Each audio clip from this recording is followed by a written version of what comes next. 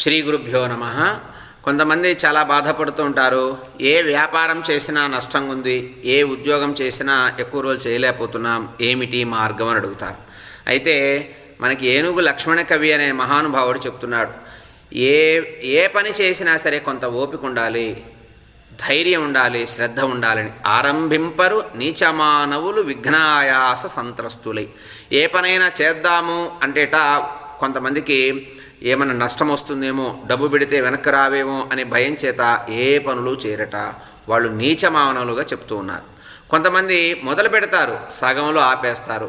వాళ్ళ వల్ల కూడా నష్టమేనాయా సమాజానికి. కానీ కార్యసాధకులు కష్టపడి చివరి వరకు ఓపిక పట్టి పని చేసిన వాళ్ళు ఎవరైతే ఉంటారో వాళ్ళే సంతోషాన్ని అనుభవించగలరు, జయాన్ని చూడగలరు.